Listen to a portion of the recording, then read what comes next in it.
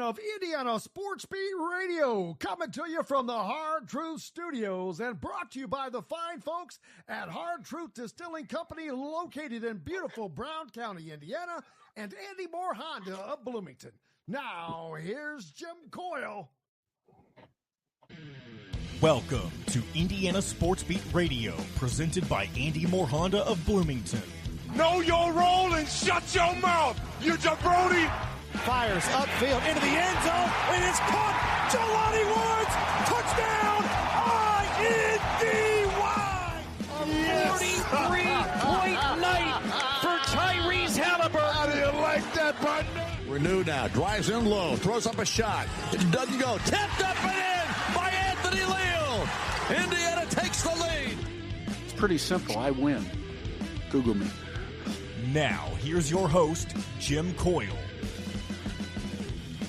Hello, my friends, and welcome to another edition of Indiana Sports Beat Radio, coming to you from the Hard Truth Studios, high atop Rick House number 1.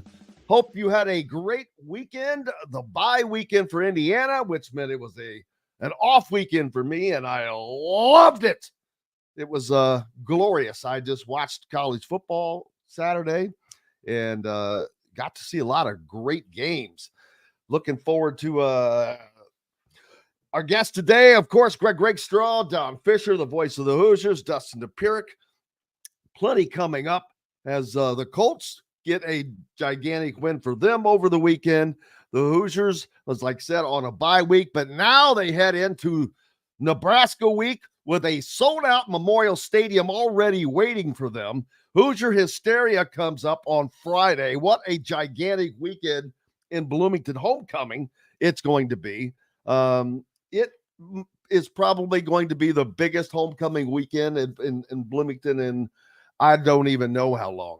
I couldn't even begin to tell you. I'll have to have someone like Don Fischer tell me, because it's going to go back for a minute. But welcome aboard. Glad to have you. Hope you had a great weekend. Like I said, lots of the AP Top 25 out. Talk about that. Other NFL games as well. And Greg Rakestraw joining us right on cue. Greg, how are you, sir? I can tell you had a nice, relaxing weekend because you started the show like 3 minutes early. You're fired up and ready to go. Well, yeah, I thought we'd make a chance. I said, we don't have Greg enough time for Greg. I said, it's not, we got to, we'll deflate someplace else. But we got to get more time, get Greg on more. But how are you, man? How was your weekend? My weekend was busy, but that's, typical for me, like 52 weeks a year. And saw some great high school football Friday night. Obviously, not the prettiest win ever, but it's a road win. First one of those for the season for the Indianapolis Colts. And 3-3 is a heck of a lot better than 2-4. Absolutely. In high school, we're like 1 week away. Is it one more regular season game? That is correct. So week 8 was Friday night. Pairing show was last night. So now these teams know what their postseason path is going to be.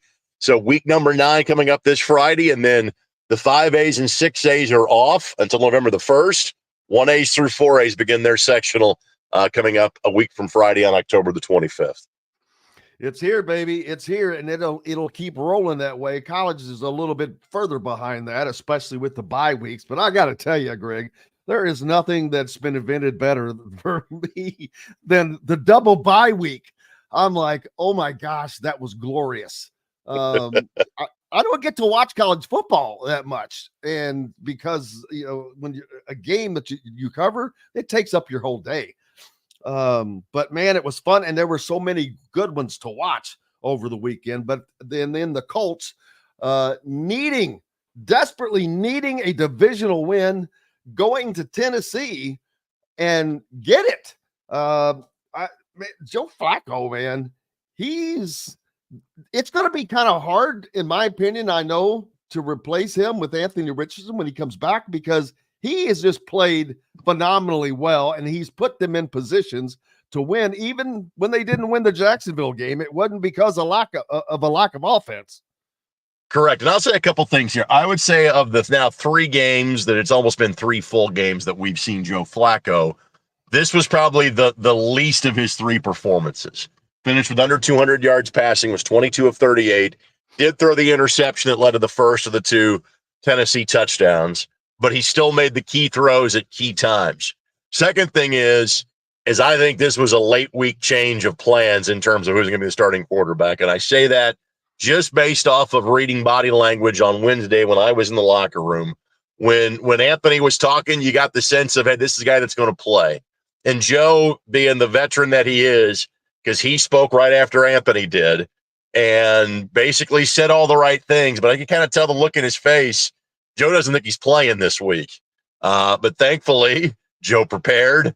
Joe was ready. The call was made late in the week to hold out Anthony Richardson just for safety's sake for one more week and hand the ball to Joe Flacco.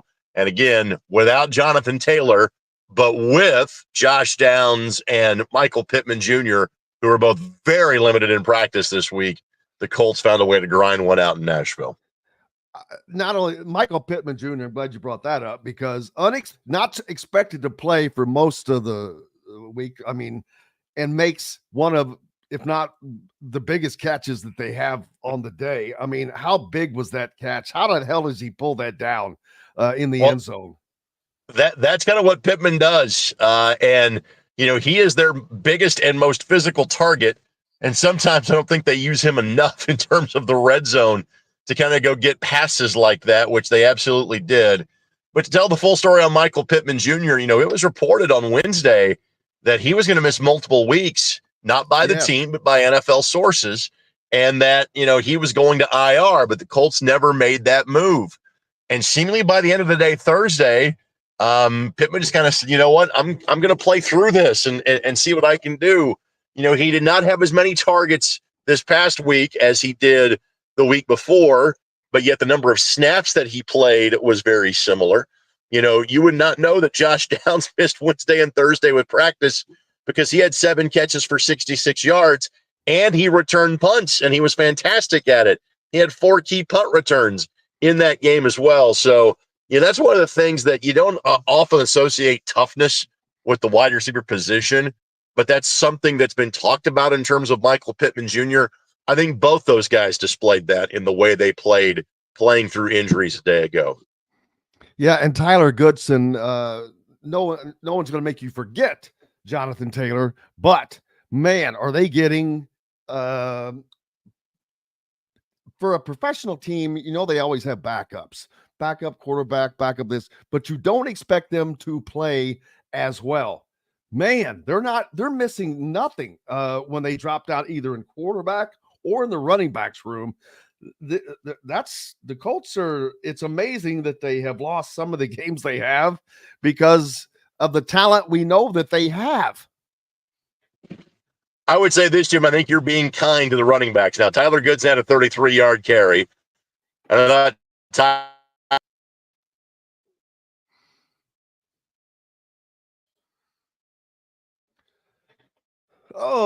see. I think we lost Greg there, but we'll get him back.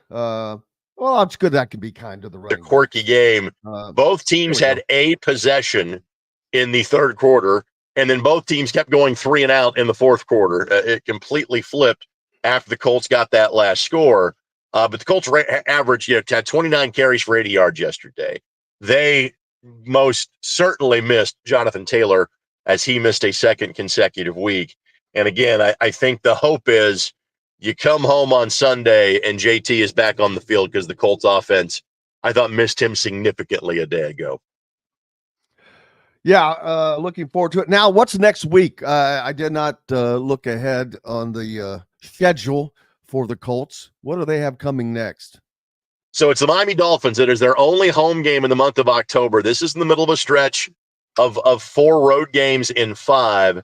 And again, you know, the way you look at your schedule going into the year changes so significantly during the season because of who's in and who is out. So this is the last game that Tua Tagovailoa has to sit. He is on the injured reserve. It's also the second consecutive week in which the Colts are playing a team coming off of bye, which I'm not sure that was, you know, kind of the best scheduling by the National Football League. But frankly, the Dolphins without Tua are a completely different team. You know, they went to Skylar Thompson, then Tyler Huntley. has gotten the ball the last couple of weeks. But the Colts know they are getting a Dolphins backup quarterback. So it is a Dolphins team that most certainly has plenty of weapons, but they don't have their quarterback right now. And that changes the dynamic completely of this football game coming up on Sunday. Absolutely. And it's still as much as some of those losses that they have had, the one, losing to Jacksonville, losing to Houston, both are divisional games, hurt. They're still in it. It's early. It's too early in the season. And if they can play like they did on the road at Nashville, it still boggles your mind. How do you go down to Nashville and win, but you it's like the Hex at Jacksonville. It's like, nope, it's just not going to happen here. I will say this. I don't think Jacksonville's very good, but I think they're a better team than Tennessee is. I think Tennessee defensively is solid. Tennessee offensively is bad. And that is with, they went out and got veteran receivers, to try to help their young quarterback, but it's still a struggle for Will Levis. And he is dealing with an injury. And frankly, yesterday was the difference in having a young quarterback trying to play through an injury with a shoulder injury versus having a young quarterback not play through his injury with the oblique injury that Anthony Richardson is dealing with. We're 6 weeks in, Jim, and I still don't have a beat on what this Colts team is. This is the most week-to-week team I think I have ever covered in my years of being around the team. What I do have a better handle on, Jim, is whom they are playing. Business picks up after this week. So once you get past this week, the stretch the Colts have are at Houston, 5-1, at Minnesota, 5-0. The Bills come back here, and their record's a little bit less, but it's still Josh Allen. It's one of the best quarterbacks in the league. After that, you go to New York and the Jets, who aren't great, but you still think Aaron Rodgers at some point in time can capitalize on you. And then the week after that, it's the Lions, and we saw how good they looked yesterday. And then once you get past that, now you're playing kind of the back markers again for the rest of the season. You've got the Giants. You've got the Patriots. You've got the Titans again. You've got the Jaguars again. So while we don't have a beat on the Indianapolis Colts, for the most part, the schedule is kind of what we thought it would be. And when the schedule first came out in May, it was almost like, hey, if you can just be around 500 going to December, you've got the chance to pick up a bunch of wins from December the 1st on. I still think that's the case. I just know this. I'm happy the Colts won, and I think they've got another week to kind of figure it out. Once you get to Houston, you have to be a better football team because there is very little easy on that schedule, starting with Houston and all the way through Thanksgiving. Absolutely. What's your schedule like coming up? I get a little bit of a fall break during the week this week, which is nice. I could use it. But from a high school football standpoint, week 9 of the regular season, Carmel and Lawrence Central is my game on Friday night. Then it's the Indy 11 as they are 2 games away from their playoffs getting started. They have not officially clinched yet, but basically a draw in one of their last 2 games gets them in. Frankly, the results are likely to take place where enough teams behind them will lose a point at some point in time where Indy should be in. So back-to-back playoff seasons for the Indy 11. Then Colts and Dolphins on Sunday. So just kind of my typical Friday, Saturday, Sunday, even if I'm, Captain Sweatpants and chilling at home for most of the week.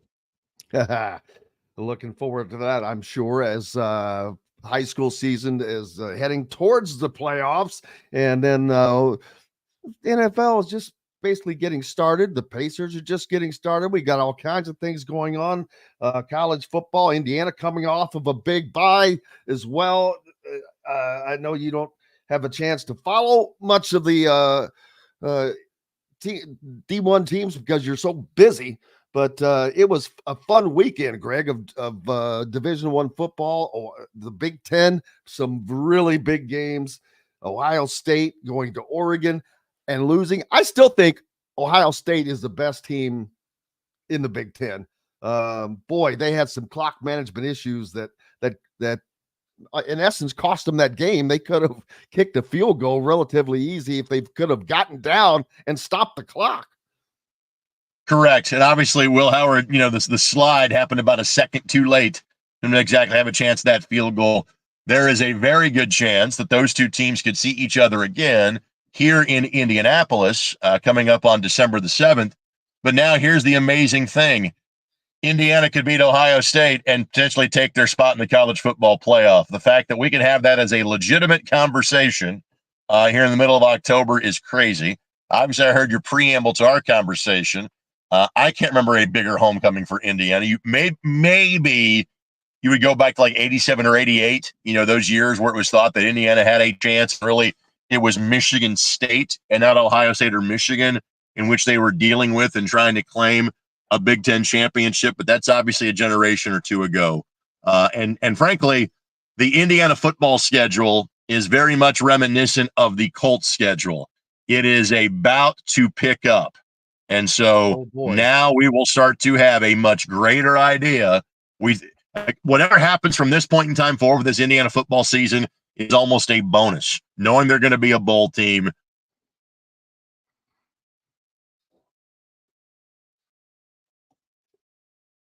Absolutely. Indiana Hoosiers. Absolutely looking forward to it. No matter what, it's going to be fun to watch it all play out. And we'll be doing that. You'll be busy. Who is your game next Friday? Did you say Carmel and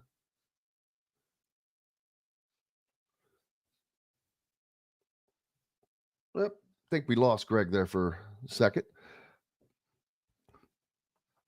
Unfortunately, I think we lost Greg. But Greg, if you can hear me, as always, great to have you. And looking forward to next Monday.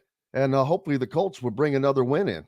So Greg Rakestraw joining us here on Indiana Sports Beat Radio, brought to you by Freethink Apparel. Just reach out, go to freethink.com for all your apparel needs, no matter what that is, whether it's taking care of the Little League team or whatever team, the basketball league, as the season's rolling around coming up. And Rob, what I wanted to bring you in there a second ago for he said something. Oh yeah, he was talking about Tennessee, how bad they were, and it just reminded me of the conversation we had prior to the show starting and about Will Levis. What did you say about Will Levis? He just loves to give the game away. Every single time he plays, week one, I was at the Bears game when they played the Titans, and the Bears didn't score an offensive touchdown. They won the game because Will Levis just continues to turn the ball over.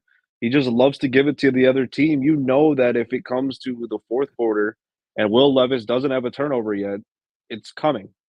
He's just not a very good quarterback. You got it. Hey, we've got lots more coming up. The voice of the Hoosiers joins us next, Don Fischer, as we will talk about this gigantic week for Indiana. You've got, of course, the Nebraska Cornhuskers coming in, and what would be a game on national TV on Fox with their big noon kickoff, and all of those guys coming in. You got Hoosier Hysteria on Friday night. So you've got basketball, a mix. It's going to be it's homecoming. So, I've never gone to a homecoming parade, IU, even when I was in school. Where was I? I was just lost, I guess. But hey, we've got lots more coming up. We've got to take a pause for the cause. Don't forget the great people at Hard Truth Distilling Company, located right in the heart of beautiful Brown County, Indiana, in Nashville. Stop by. This fall it's always a perfect time to visit the Hard Truth Distillery, but it is just incredible this time of year. You've got Brown County, which is the prettiest place in the state, probably, and they are located on 325 acres.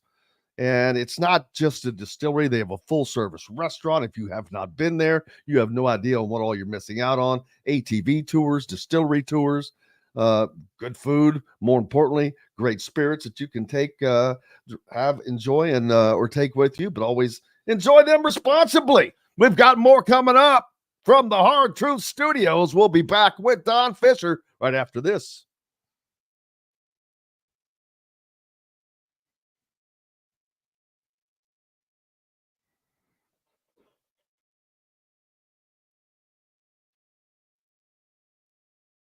Okay, Rob, you with me? Yep, right here. All right. On that, on the way out, see, we need to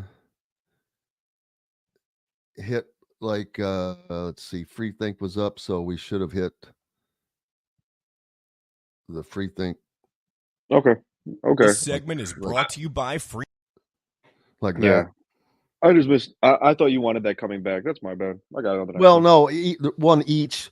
That way, Okay. because now Free Think will change to, well, I lost it.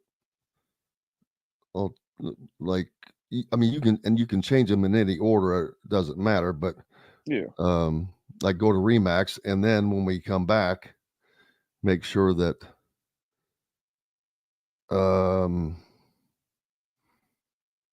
I would hit the welcome back Mhm. down there. Welcome back to ISB, and then the dang it, there's not one there for that, is there? I'll have to say it myself. We have to, yeah. Do you have chance or time this evening to go over some of this? Yeah, I think I should later. What time are you thinking?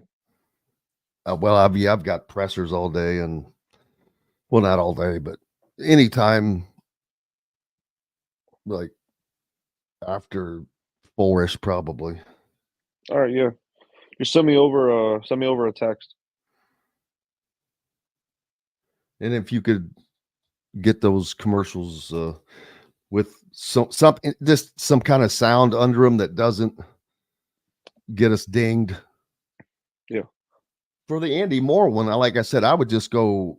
You can pull music offline from one of their other commercials. Oh, there he is. How far out are we? We Rob? have about 1 minute. All right.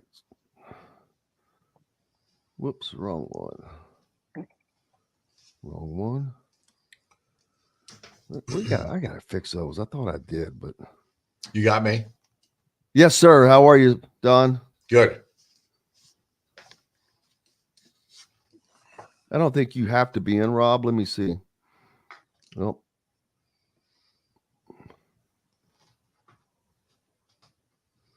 there we go.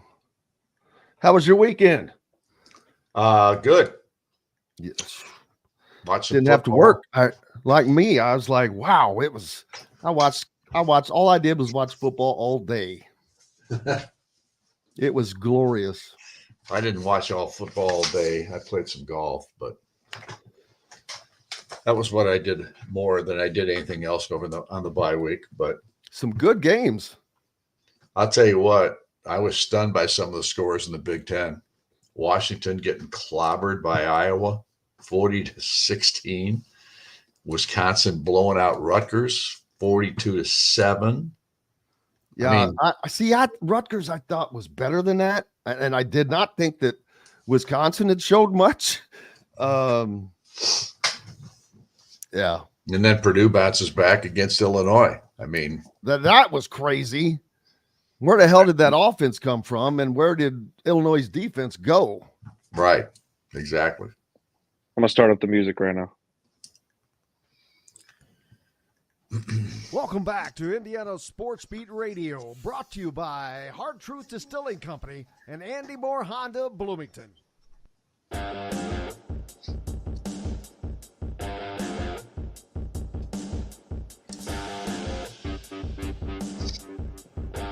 Welcome back to Indiana Sports Beat Radio on this Monday.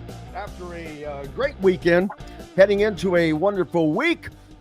This segment brought to you by Remax Realty, Cheryl Sizemore. For those in the market for a home in the Indianapolis area, you need Cheryl Sizemore. Her 2 decades of experience could be the difference between getting the home you want or not. Reach out to her, Cheryl, at IndyHomePros.com. Joined now by the voice of the Hoosiers, Don Fischer. And Don, what a great week this is probably going to be for you. But an even better weekend that we just had because you did not have to work. And I know what that's like because I was in that boat, and all day Saturday, all I could think was how happy I was for this 2-bye system they have implemented. I'm like, I love this. It was glorious. Well, I enjoyed the week as well. It was a good week to have a bye week. Obviously, you're 6 games in, and for the football team, you got to give kudos to whoever set up the Big Ten schedule this year for Indiana, because halfway through the season, you get your first bye week, and then, of course, you get one late in the season as well between Michigan and Ohio State. So the byes come pretty good opportunities for this Indiana football team. Yeah, absolutely. They could not have been placed in any more of a perfect place. And they are coming off of a bye week. I'm sure they had some days off to rest, to heal up, to any of the nicks and bruises, which they've been very fortunate, Don, as far as staying healthy. And that's something that we know this Indiana team has to maintain, because they don't have the depth that Penn State or Ohio State has, most likely. And so staying healthy is project number one, which they have done. Now you've had the 2 weeks off, but so did Nebraska, which is a little ironic. Usually you don't have both teams coming off of bye weeks. So that should make this game all the more intensive, because in watching some of the other games this weekend, specifically Northwestern getting another good performance from Jack Lausch. But if you take the game he had prior to Indiana, he was like 8 of 27, 58 yards. He was horrible. But then 2 weeks they had a bye. He looked good against Indiana. Right. And then he looked even better the next game out. So if you don't think teams improve each week, you're wrong. And so that should make for a very, very intense game this Friday. Well, I don't think there's any question it's going to be intense. I do think the strength of Nebraska is their defensive side of the football. I know they're talented on the offensive side as well, but they haven't put the numbers up like Indiana has from an offensive standpoint. And I do think that Nebraska's defense, Kurt Cignetti said Northwestern's defense was the best it had faced up to that point. I think you'll say the same thing about Nebraska, that they'll be the best defense that they have faced up to this juncture of the season, because they're only giving up 272 yards a game of offense. So that's very impressive in itself. I think their lone loss was an overtime loss to Illinois. But they've only played one road game this year, and that was against Purdue. And now they've got Indiana coming up on the road this week. So I think that's an advantage for the Hoosiers too. Although I think Matt Rule is the kind of coach, just like Cignetti, that he gets his team to play wherever they're going to play up for the next ball game. So with 2 weeks to prepare for both teams, it'll be interesting to see if we see something new, especially from Indiana's perspective, because we've seen them do just about everything you would expect an offense can do up to this point. And I thought Zach Osterman, I'll give him a little shout out here, had a really good article about Indiana and how they were able to have dominated so many games this year because of that offense and the red zone stuff that they've been able to accomplish. Going into the weekend, they were the most Indiana had gotten to the red zone and done more things in the red zone than any other team in the country at this point. So I think this is going to be a really interesting matchup with Nebraska on Saturday. The Nebraska fans are going to try and scalp Indiana tickets as much as they can to get a big crowd in here from Nebraska. I hope Indiana fans will refute that and not sell their tickets to Nebraska fans. Well, first of all, how about having a sellout a week and a half before the game? First of all, that does not happen at Indiana, and I don't remember it happening in any recent memory, even against the Michigans or whomever. It doesn't matter. It does not happen that far out. And here's the other question. This is I think it's fall break at Indiana. Don't they have a week off this week, the student body? I didn't get that when I was in college, Don. So I know I didn't. I never went to college, so I know what you speak. But my point is, I think the student body it'll be interesting to see how many students do show up for Saturday's ball game, because I do think they're on spring or on fall break, which I never heard about that either until here in recent years. We didn't have spring break when I was a kid, so that tells you how old I am. Because I'm like, fall break, what the hell? That's Thanksgiving, man.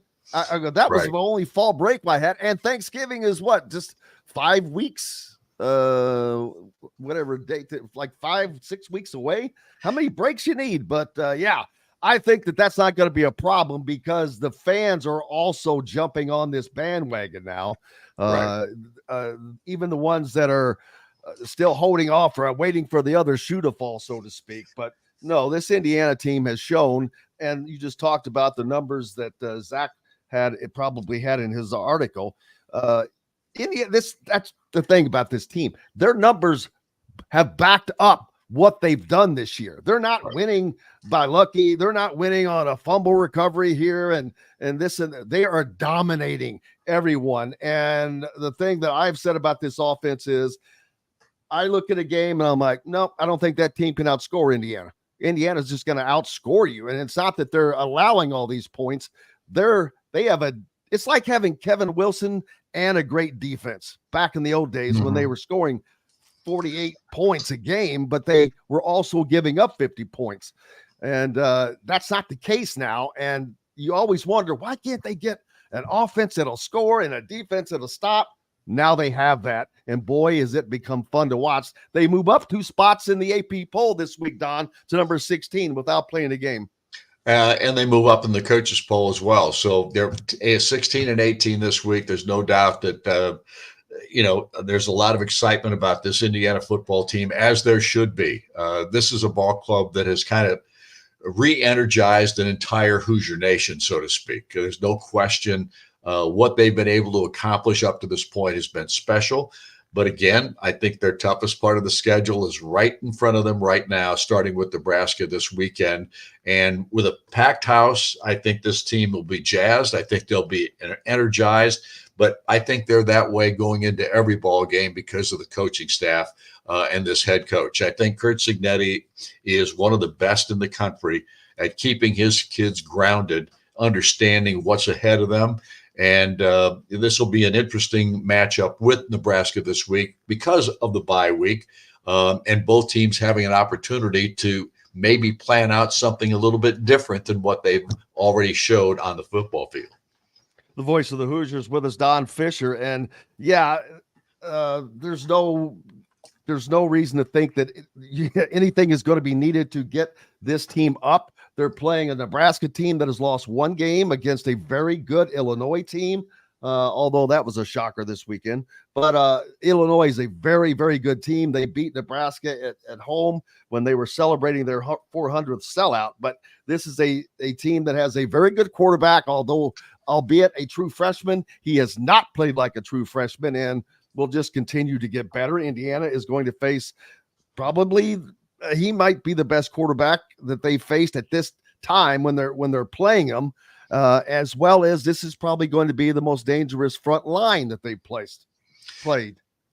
Yeah, I like I said, I think this matchup on Saturday is going to be the biggest test that Indiana's faced up to this point. At least from my perspective, I think Nebraska is the best team that Indiana's played up to this point. I'm talking about totally. The Rayola kid is definitely a talent. There's no question about that. And I don't know if they've kept it kind of vanilla with him at this point, as far as Nebraska is concerned, because they haven't blown any. I mean, they blew out UTEP in the first game of the season, but that's really the only blowout game that they've had, I think, up to this point. I think they are allowing him to kind of shift into the starting role and give him opportunities, but not taking too much advantage of his youth and inexperience. And I think that'll be something that Indiana tries to do, is put a lot of pressure on this kid with the aggressive defense that Indiana can put out there and go after him a little bit. So, like I said, I think this is going to be a terrific matchup. I'm looking forward to it. I think these two teams will go at it tooth and nail on Saturday, and I think Indiana will come out the winner, but we'll have to wait and see on the field. That's where it all takes place. And Don, you have a set of games coming up, probably like none other you have had in your long and illustrious career for Indiana. Nebraska, followed by Washington, Michigan State, Michigan, Ohio State, and every one of these games will have tremendous implications and impact on Indiana's season. Oh, there's no question. And each one gets tougher as you go through, at least it feels that way up to this point. Michigan State might be the exception, but by that time, maybe their new coach has got things turned around. So just look at this past weekend. Look at the scores that went out there, some of the stunning scores that took place in the Big Ten. So it's going to be fun. There's just no question about that. I think that's the most important factor right now for Hoosier fans, that they finally can have something to cheer about and do so on a consistent basis. And now you've got to go, but also Friday night before a huge homecoming weekend, but Hoosier Hysteria tipped off for the men's and women's basketball programs. A lot of excitement there as well. Was fall break last week? I don't know. I saw one of the things that scrolled through here that somebody said that the fall break ended this past weekend. So I don't know. I just know one of the people that I know at Indiana University is going on his fall break this week. So I don't know what fall break is. Anyway, long story short, we're going to have fun. Hoosier Hysteria coming up on Friday night obviously is a huge deal as well. And so there's a lot of excitement about Indiana basketball too. I went to practice on Thursday. They have really upgraded the guard play, I think, in this Indiana basketball team that we're about to see. And I think they're going to play differently as well. I think it should be a lot of fun this winter as well. Don Fischer, the voice of the Hoosiers, joining us here on Indiana Sports Beat Radio. Thank you, Don. We appreciate you, sir. Thanks for having me, guys. See ya.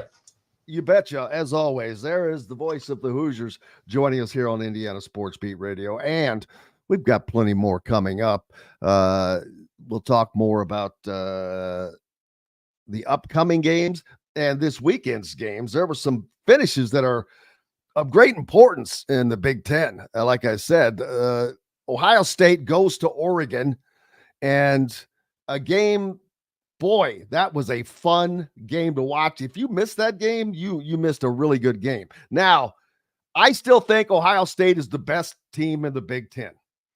My personal opinion. Should have won that game. Clock management was a problem for them, especially there at the end. They let time run on one of their plays. They let a ton of time run off. Rob, I know you were watching those games as well. It was mind-boggling to me how much time they let run off on, like, it was first down or something when they first took over. And I'm like, what the hell are you doing? You've got a minute and something. Get down there. And then the slide in which the quarterback gained all that yardage put him right in easy field goal position, but he gets down a minute too late and the game runs out. That just was a killer. But now, how does that affect the end of the season? Because Oregon now has the upper hand, and they have where Ohio State would have had the upper hand. Oregon, the remainder of their schedule, you want to talk about manageable. They play their next game is they play at Purdue. Okay. Then they play Illinois at home. Then they go to Michigan. Unless Michigan gets a lot better, I don't know that Michigan can beat them, but we'll see. Then you've got Maryland, Wisconsin, and Washington. It's a very good possibility now that Oregon could go 12-0, and I do not, under any stretch of the imagination, think they're a 12-0 team. But they got that gigantic win over Ohio State, which that changes things. Now Ohio State cannot lose a game the rest of the year. And the Buckeyes will have some tough games. They play Indiana, number one. They play Michigan. They play Penn State. So 3 out of their last 5 games are against good, tough teams. Right now, Indiana tied with Oregon and Penn State at the top of the Big Ten Conference. So we've got more coming up. We'll be with it. Bring it to you here on Indiana Sports Beat Radio from the Hard Truth Studios. make sure you get yourself out and visit Hard Truth Distillery this fall, or all the time, but especially this fall. It's so beautiful out there.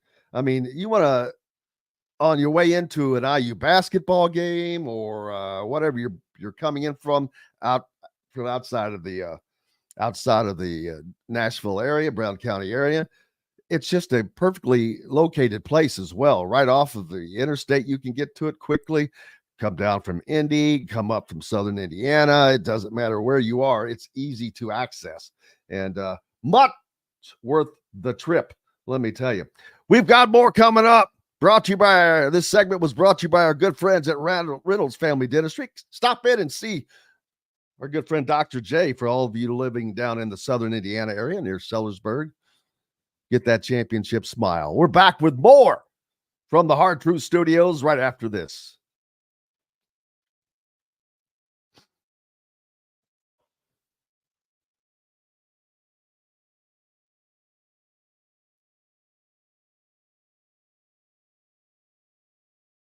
All right, there, Rob, I would have played. Segment is brought to you by Reynolds Family Dentistry in Sellersburg. This segment. Whoops. Yeah, I figured you did the live read, and that's why I got confused there. Okay. Yeah, well, I just did it to make up for it, but all right. Yeah. Because I didn't hear it, but well, yeah. Well, that's why I've said tonight when we talk, we'll get it. Yeah, we'll get it full going, flushed out. All right, let's see. It is that. Mondays always screw me up. I hate having a different time set on Monday.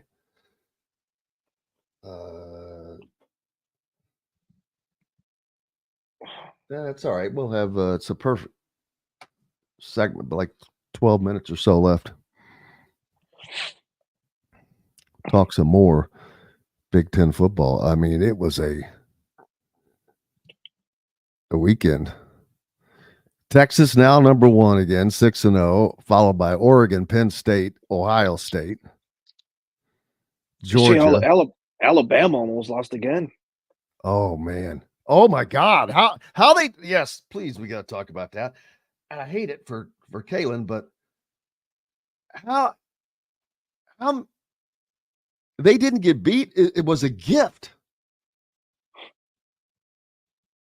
Who were they playing? I forgot. They played South Carolina. I mean, there's no reason that game should have even been close.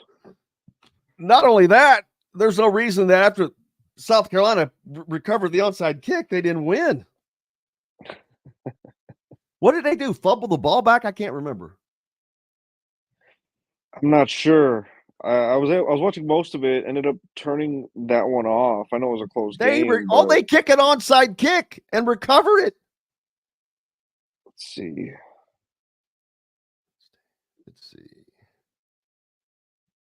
The interception.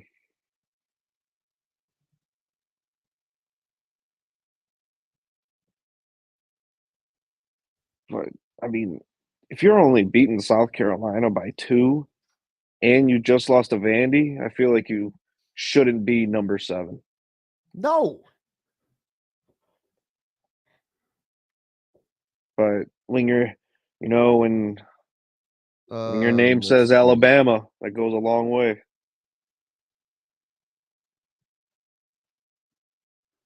Yeah, the SEC teams, they just love.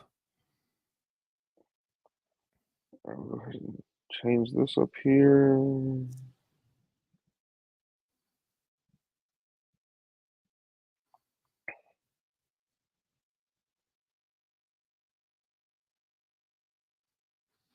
Tennessee barely beat Florida in overtime.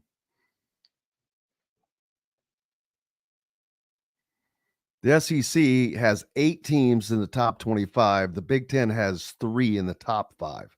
And then you go to Indiana and that's it.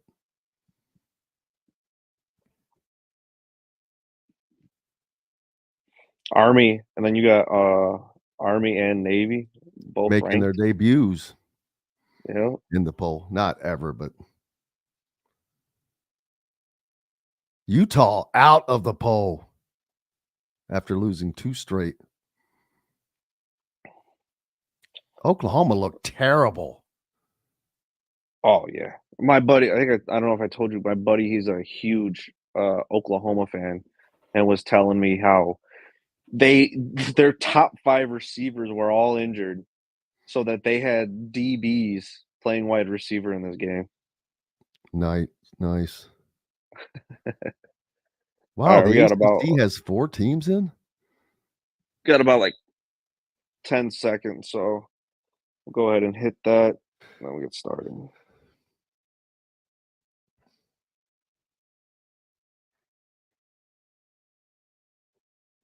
Welcome back to Indiana Sports Beat Radio, brought to you by Hard Truth Distilling Company and Andy Moore Honda Bloomington. This segment is brought to you by the Ugly Grouper.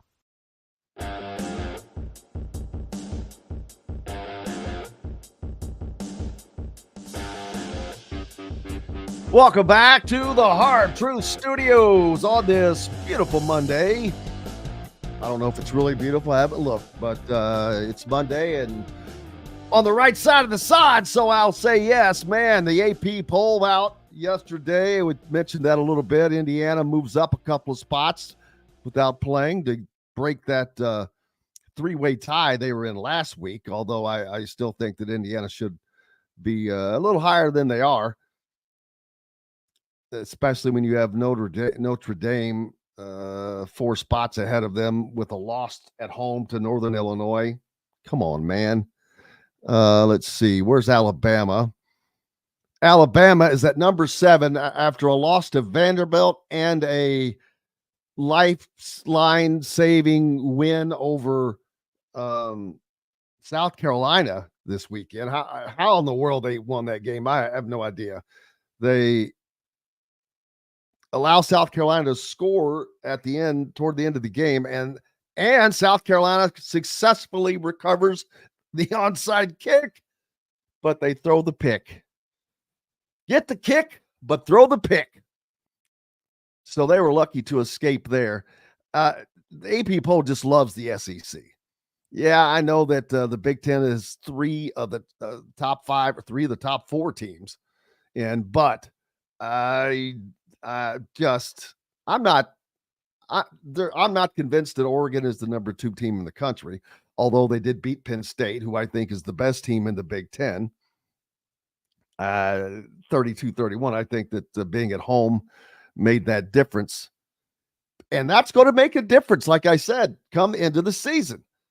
Playoffs, because of teams being able to host. That was huge. How the Big Ten ends up, it's going to be very interesting. Indiana would rather have seen Oregon lose, I think, in my opinion, because now Oregon is the team that has the upper hand. They can go 12-0, and then that is going to allow that other spot to be fought for between Indiana, Ohio State, Penn State. Indiana beating Ohio State at Ohio State. I'm sorry. I don't see that one. I just don't see that one. Not that things can't happen. I don't see that one happening. And that is what would keep Indiana out of the Big Ten championship if they win 11-1. And this is, we're just having some fun here.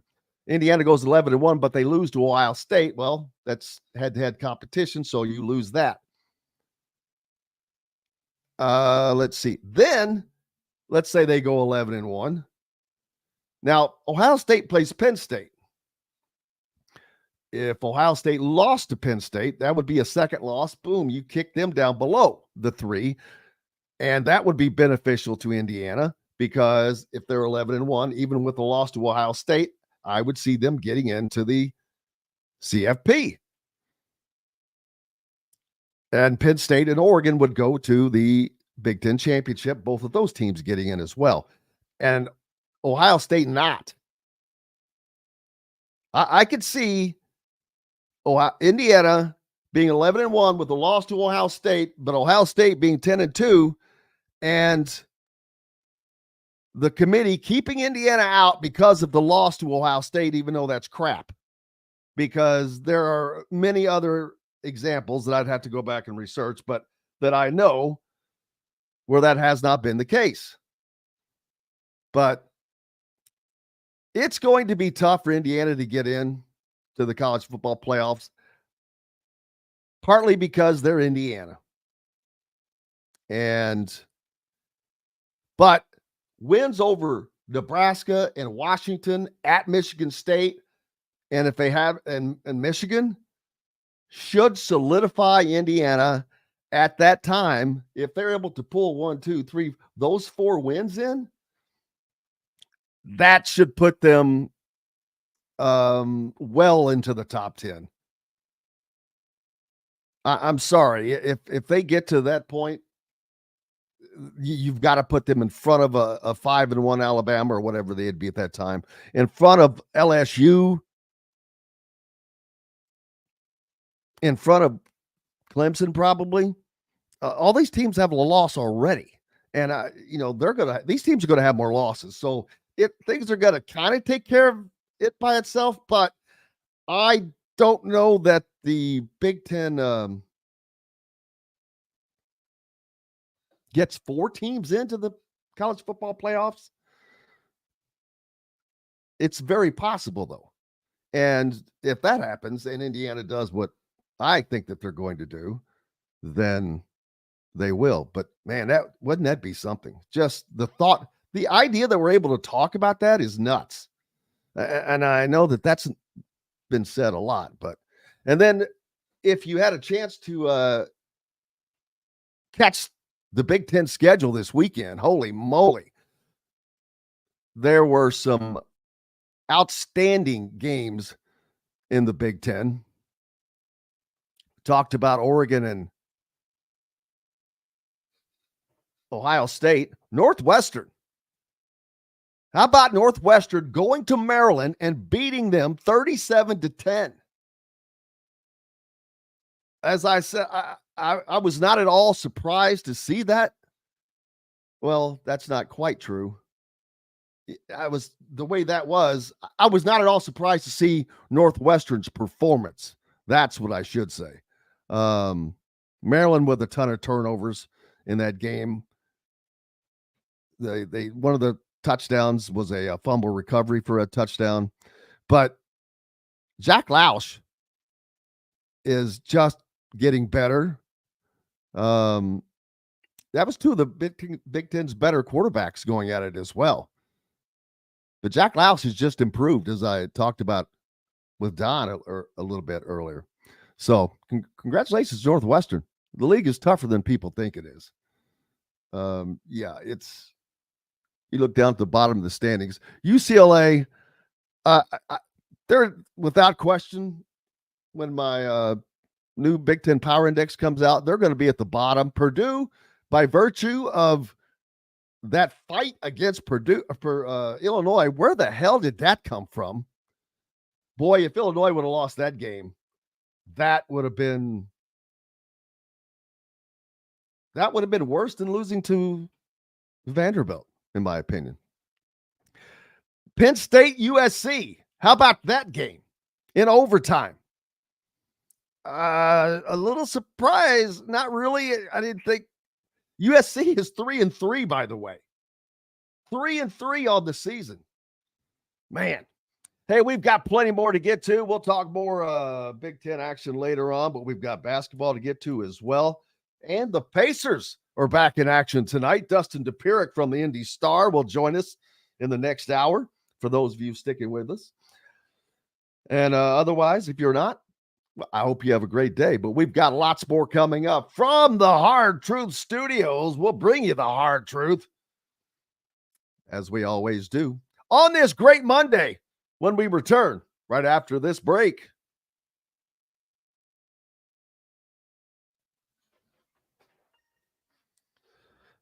This segment is brought to you by the Ugly Grouper. Well, that was unexpected. And it was the volume thing again. It got me. Well, like He got me. we need to put these things all in one blam. That way it's boom. It's not even Yeah, that hard. I think the big thing which I can get is because with the rock music, with how long it is, you're just fading it out. So just being able to get that little thing right there, and I can edit it and then get it to just fade out by itself. It'll make like this little bar will never have to move. That little background music bar won't have to move, so that'll make it a lot easier. What are you talking about? Where you play the sounds and it says background music, and to fade out the rock music. If I could get like 15 seconds and it fades out itself, so I don't have to worry about missing that little thing. 'Cause when you scroll down, just scroll right past it, don't realize. Michael Pittman, that was awesome.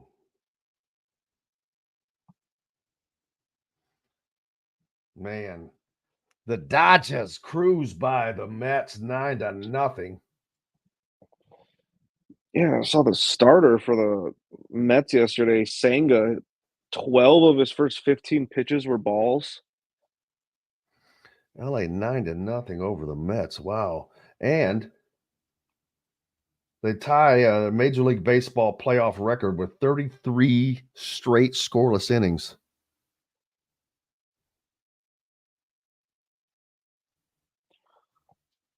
So what are you going? Are you going Yankees Dodgers? Who else is in the American League left? Guardians. I'll go with Guardians. Screw the Yankees.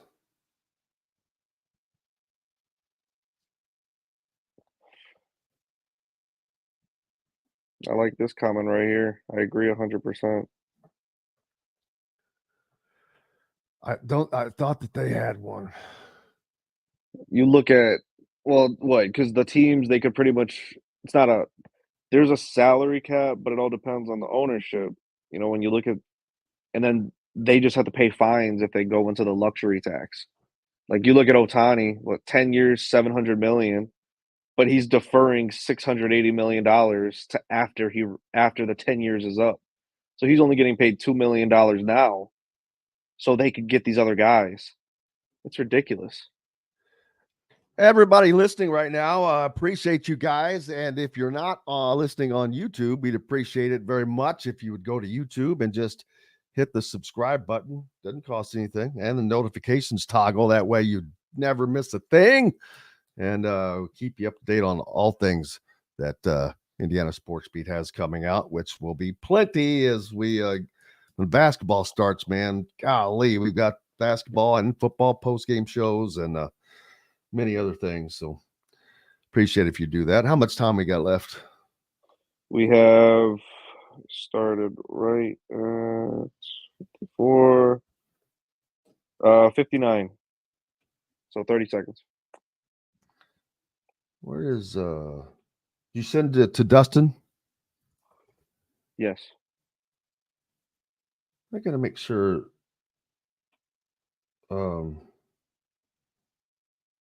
I think I may have 2 emails for him. Yeah, the email that was on the one you sent me is the one I sent it to. Gmail. There he is. Oh, there he is.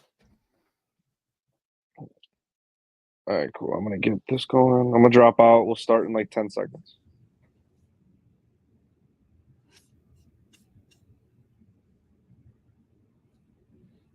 Jim, how are you, sir? Pretty good, brother. How are you? Doing all right, man. Doing all right. There we go. Good to hear. How was your weekend? Good. Wedding on Saturday, so didn't get to watch a lot of college football. Just saw the scores kind of. You are the weddingest going to person at your age that I know. My wife's 34, so I'm still getting most of these are hers. I got it. I think none of these. I'm trying to think if any of them this year were No. The only one this year that was mine was my cousin's daughter.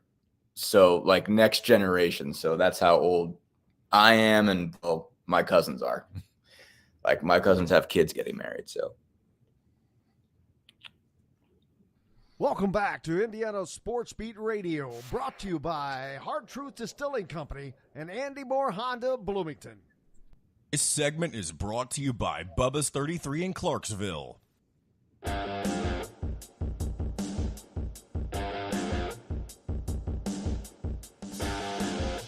Welcome back, Indiana Sports Beat Radio coming to you on this Monday. Thank you so much for being with us, no matter where and how you're listening. Our great friends down on the river, 97.7 ESPN, The Ref in Evansville, or up in the region, the voice of the region, 1230 AM, 104.7 FM, WJOB, and Fort Wayne Sports Station, 1380, The Fan.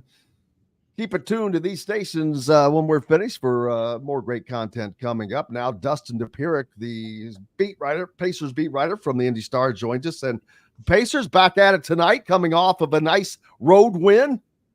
Mm-hmm. Yeah, I mean, a nice road win. I mean, obviously, preseason is preseason. Not everybody is doing the same thing. With preseason games, the Cavs sat out basically everybody good they had. Not quite, but they sat out Donovan Mitchell and Darius Garland and Karis LeVert and Evan Mobley. And generally, when you do that, you're not going to win a game. But the Cavs were still in it at halftime. The Pacers kind of really put the pedal down early in the third quarter, even though they weren't playing their own starters. They finally really played some defense in the second half to turn it up. But I mean, again, these are preseason games. You can only make so much out of them, but they had some good signs. Obviously, Benedict Mathurin goes off for 25.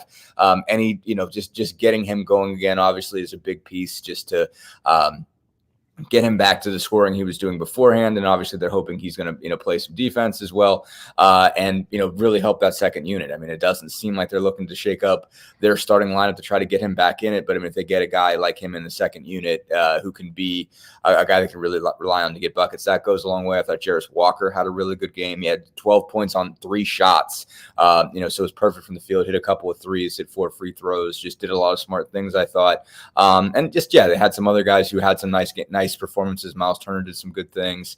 Halliburton did some good things. Basically, the second unit, TJ McConnell had, I think, 5 or 6 assists. So it was a good start for them. And they get back. So they will be in Cambridge tonight, obviously. So first time you get to see them there playing something else. They're playing Memphis, so you get to see Zach Edey tonight also. He'll be Jim Coyle not happy about that. Be like, yeah, you've seen it. No, I'm fine with it. I'm kidding. I'm messing with you. But IU fans are like, I saw enough of Zach Edey. I don't need to see more Zach Edey. That's entirely fair. But I will tell you this. I know it's on the Grizzlies roster. He's one of the 2 that don't have pictures up. That's odd. No one can get a camera up that high. I was getting ready to ask, could they get a ladder, a shot of his chest or something? And that's why they didn't put that up. But that's my presumption. Someone just can't get a ladder that high. They don't know what they're doing yet with that. So Scottie Pippen Jr. on that roster, as well as Jai Morant as well. So some names, but where are the Grizzlies in the pantheon right now of fighting teams that are playoff worthy? Yeah, I mean, the issue obviously with Memphis is last year they never got off they've had struggles the last couple of years because they've had either injuries or the Morant suspension from a couple of years ago. I mean that's or 2. So this was 2 seasons ago. Last season he comes back and gets from the other suspension and gets hurt. So I mean I think a full tilt Memphis team that goes the whole year together is still dangerous. I mean, when you're not just talking about Morant, you're talking about, Desmond Bane, who was hurt for a lot of last year, is still a terrific player. You've seen him grow up a whole lot. Brandon Clark, one of those, really excellent wing guys who can defend a bunch of positions, is really good for you defensively. Jaren Jackson is one of the best defensive players in the league. You saw GG Jackson last year really take off. Was a guy that was picked kind of late. There were some red flags about him, but he played really well. Jake LaRavia has been a good player for them. John Conchar, IPFW, is a guy. LaRavia, where's he from, man? Wait. What town? Lawrence North, right? No, Lawrence Central. LaRavia is the Lawrence Central guy, if I'm not mistaken. So Luke Kennard, can really shoot it, and they re-upped him this year. I mean, there's a lot of good players in that team. Marcus Smart, obviously the guy they got, in the trade with Boston. I mean, I think that was the part of the deal that moved Porzingis to Boston. So they've got a lot of nice pieces, and it's just if it all comes together and everybody's healthy, they got a shot. So last year they were just a skeleton with themselves all year. But if you presume that team's back to 100%. And you start with Morant being back to 100%, but the other guys as well. If those guys are healthy, they've got a real crack at it. That should be a playoff team in the West, and it should be a competitive team in the West. So you don't really know where to slot them in until you kind of know what they got and what those guys really look like at this point. But they're when they're all together, they're a super gritty team that can really, really defend you and has an A-list superstar in Morant and a really good sort of second option in Desmond Bain. So they have really everything you need to be a really good team. Whether, again, it's preseason, you don't know what you're going to see from anybody, what anybody's trying to get out of this. And by the fourth quarter, you're going to be playing your two-way guys anyway. But all the same, Memphis in the distance looks like a really good team. Yeah, for Purdue fans, if you want to maybe get a sight of Zach Edey, I'm sure he'll get into the game. I'm not sure what he has done so far. I saw the one game he had like 4 points, 5 rebounds or something. So he's getting some minutes, but not starting, not playing a ton. But you should be able to see him, especially at Indiana. I think in a preseason game, he'll definitely grace the floor. Mm-hmm. Yeah, no doubt about it. You'll definitely see Zach Edey. I mean, I think one thing that was really cool, I mean, the Pacers do this. Rick Carlisle is very big on this always, in terms of getting guys in places that are meaningful to them. And so he got Enrique Freeman got 9 points and 9 rebounds coming off the bench on Thursday because he's a Cleveland guy. And went to Akron, had a whole bunch of family there. I think 50 people between family and friends. And yeah, I mean, so that was teams notice this. Carlisle does. I'm sure Memphis does as well. Taylor Jenkins is a good dude. He used to cut, obviously Neil Ivey, the former Jaden Ivey's mom, former Indiana Fever player, was basically an assistant coach on that team. I remember he helped me out with a story I was trying to write there. So he'll get Zach in for sure. All the Purdue fans that would like to see Zach Edey play will have that opportunity.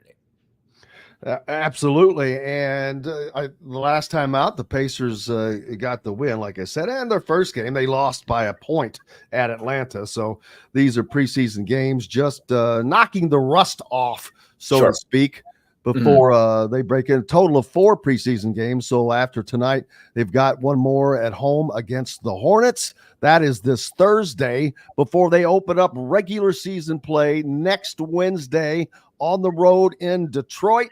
Then off to New York for the first 2 games of the year. And that New York game, kind of a key matchup early just to see where we are. Yeah, no, 100%. Obviously, that's going to be a marquee game, nationally televised and whatnot. I mean, they're obviously kind of the NBA tries to stack a bunch of those when they're fighting the World Series, basically, and football. So early in the game kind of get your mind on NBA as fast as they can get it there. Pacers-Knicks rematch. You get a sense of what they're all about. Obviously, the Knicks were one of the biggest movers and shakers in this offseason, obviously making the deal to go get Mikal Bridges, re-signing OG Anunoby to a big deal, re-signing Brunson to a big deal, and then going out and getting Karl Anthony Towns in this latest trade. That's obviously shook them up pretty dramatically. I think obviously there's filled a lot of questions. Like, do you think this is a good move for the Knicks? And I don't know. Obviously, because they moved DiVincenzo and Julius Randle in this trade, and DiVincenzo's already chirping with the Knicks. They had a exhibition with the Timberwolves last night, and DiVincenzo was getting in it with Jalen Brunson's dad, who's an assistant on that team, and Rick Brunson. So already some jawing, and I mean, DiVincenzo was a serious loss. I mean, they obviously get a guy who can change your team like Karl Anthony Towns. You got to give up something, and they really gave up something. DiVincenzo was one of the top shooters in the league last year. I think he had 283s or something along those lines. That's a significant element. So the Knicks are going to have to kind of ingest that and learn how to play differently. I mean, they haven't had They've had, Randall as a guy that they've thrown the ball into in the middle, but he's been kind of an inside-outside four-man. Towns is similar, but, he's a big dude. And, like, basically to bring in a guy like Karl Anthony Towns, like, that's got to change the way you function, because you have to, that guy's got to score. So we'll see how that works between Brunson and Towns and the rest of those guys. You just see what's going to take for that group to find, the chemistry they would have had if they were, rolling with a bunch of guys that were college teammates. I mean, basically they were the Nova Knicks for a minute there, between, Brunson and Hart and DiVincenzo and Bridges together. And those guys are never going to play a game together with DiVincenzo being moved. So, you'll see what kind of chemistry they have and don't have. So we'll see. I'm very interested to see what that looks like long term. But Towns is a big dude, and Towns was a problem for the Pacers last year. I mean, he absolutely dominated them in Minnesota, just absolutely crushed them. They had no answer. I think Turner was out that game, so there wasn't really anybody who could defend him in the first place, but it was rough. So, we'll see. We'll see what it looks like. And, obviously they'll be back in the Garden, where, again, last time the Pacers played there, they had, game of their lives, game 7 in that series where they shot the best field goal percentage everybody ever has in a playoff game. So, just that'll be a cool matchup. Obviously going back to the Garden will be cool. And, that early in the season should be a cool deal.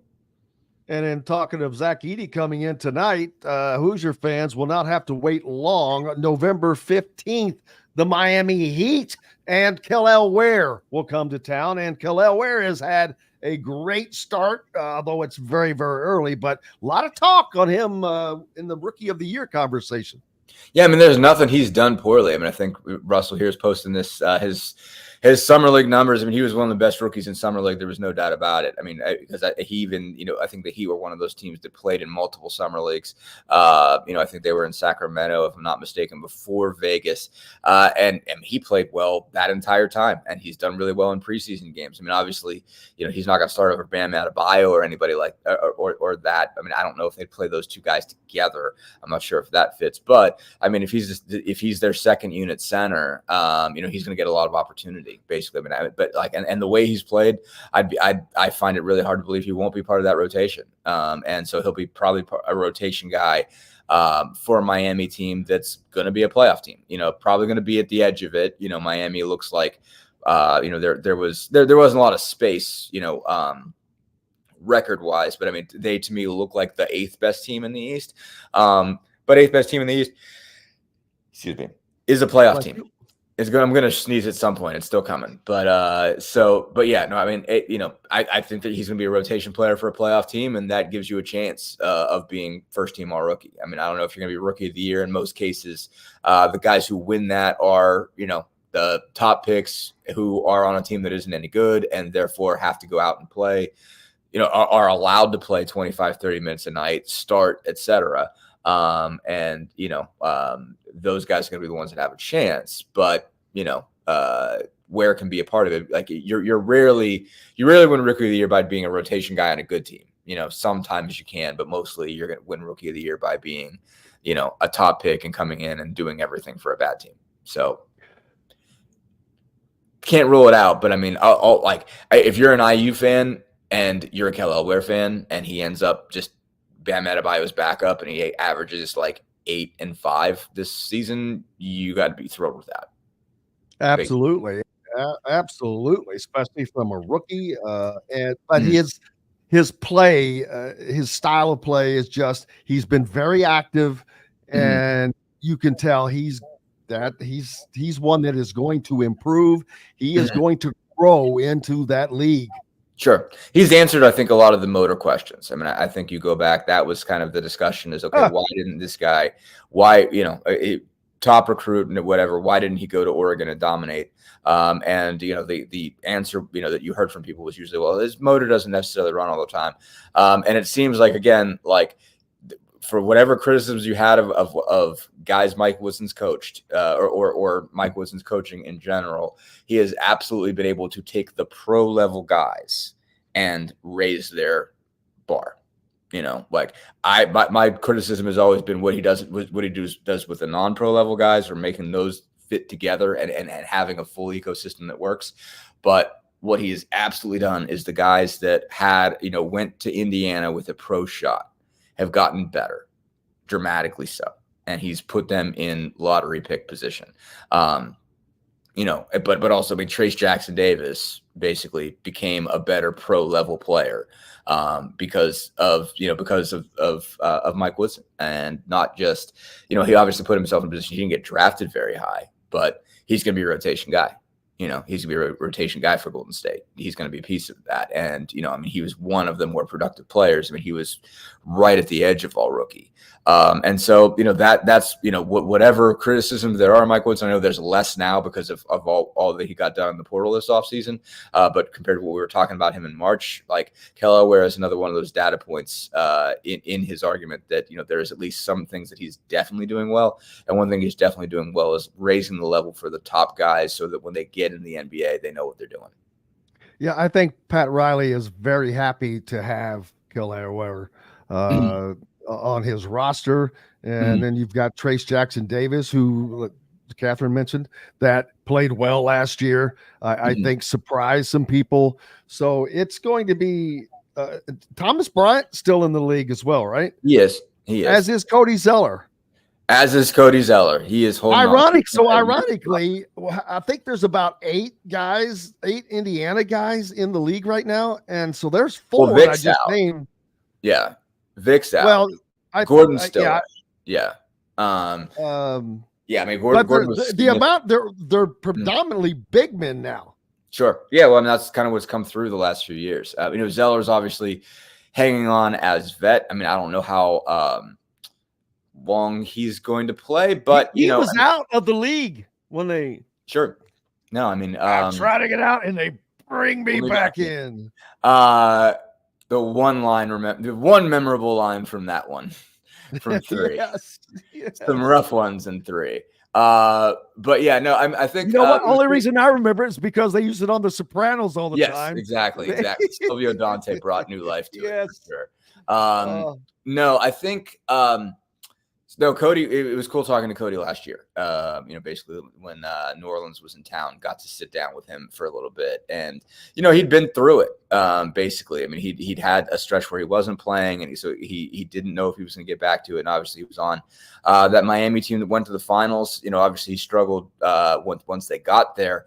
But up until that point, had some contributions, especially in the Eastern Conference Finals, as I recall. So now, he's been some places, and he's the type of guy that can be a good veteran for somebody, kind of teach everybody the ropes. He's hanging in there. So good for Cody, but I think he's on Atlanta. I think it's Atlanta's roster, if I'm not mistaken. I was just looking at that the other, because I think the Pacers just played them, so he was up there. So yeah, no, I think he still has a chance to hang in for a while longer and be a guy that can be dependent on. Obviously, that Atlanta team is still pretty young. They're kind of cycling through their roster a little bit, where they kind of got to the Eastern Finals and then they fell off, and they're kind of retooling that group. And he can be a good voice for them. It's interesting to see guys. But also makes me feel really old that I remember Cody Zeller being recruited in high school, and now he's an old vet. And you're like, man, where did time go?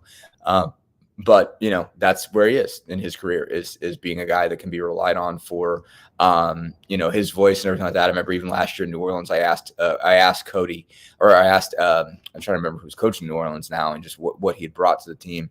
And he just said, I've got to remember that he can play too. I've got to remember that I can give him opportunities. So, he's still a guy that's, remember, he's a pretty good athlete, and good touch, all that kind of stuff. So he's still hanging around, so still got a little bit of time left in his NBA career. Absolutely. Looking forward to that and much more here with Dustin Dopirak, Pacers beat writer for the Indy Star. We always get the opportunity to talk with Dustin about all kinds of things because he is just that smart. So we'll take a break and do just that and come back and just throw out some college football, upcoming college basketball about to start. Hoosier Hysteria, Penn State with a gigantic win for them over the weekend. Dustin has a great familiarity with the Nittany Lions as well, so we'll do that after this. Coming to you from the Hard Truth Studios. Make sure you stop by and visit our good fine folks at the Hard Truth Distilling Company in Brown County, beautiful Brown County, Indiana, in Nashville. Located on 325 acres. It is not only the biggest but best craft distillery around, already known for producing internationally awarded whiskeys and spirits like their sour mash bourbon, sweet mash hard rye, as well as the cinnamon vodka and the always popular toasted coconut rum. Hard Truth Distillery has so much more. Make sure you stop by and give them a visit. We're back with more Dustin Dopirak right after this. This segment is brought to you by Bubba's 33 in Clarksville. Boom. Perfect, brother. There you go. Oh, we're getting it all worked out. I see. We're going back to the open air during ads. Yes. Well, fortunately, we just added a new producer, Rob. Hi, Rob. Hi, producer Rob. How's it going? Good, man. How are you? I'm doing good. Good. He is excellent at what he does and makes it so much easier and nicer for us. And it is glorious to be able to talk again in the breaks. Good deal. I like it. I hated not being able to communicate with people, just to talk to them. Sure. So, yeah, that stinks. But now we can. So it's all good. Yeah. Did you watch that Penn State game? Or I watched the first quarter, so we had to be at the wedding at 5, and so basically like all the stuff was happening, like cocktail hour, dinner, the whole bit, while the game was happening. So like I kept checking it on my phone, but I didn't get a chance to like sit down. Like I didn't pull the hey, things are going on, I've got it on my phone type of deal. And when it went to overtime, I was like, oh, and I think overtime was first dance. So like if I would have been watching that during like first dances, my wife would have killed me. I would have been in a lot of trouble. So I dodged that. It was actually at half. The wedding was at a restaurant bar up here called Half Liter. It's like a barbecue joint, but it's also got like kind of a German style thing. But they've got like kind of a separate room for just room for, weddings and stuff like that. And so like I could have busted out into the regular bar and see the game, but like it was too much stuff happening at that moment for me to walk out and skip it. And then it was done by the time everything was over. So I did not see that in real time. I caught the highlights later, but I haven't seen it all in all of its glory. So, but I was kind of surprised because they were down 14-3 when I left the house. So I was like, well, this is going poorly. This is not going to go well at all. But pulled it off. And when they went to overtime, I expected it to go longer. So them pulling off, getting a field goal and that being enough was a little bit of a surprise to me. So, but yeah, they had some defensive breakdowns early, and I was thinking, oh, this is going to go poorly. And also I was thinking, all right, well, this is when we're starting to see like the big time trips, and I'm not sure if it's going to go well for the teams that travel. I thought like, well, you know what? Oh, that's great. I got to write that down. Let's see.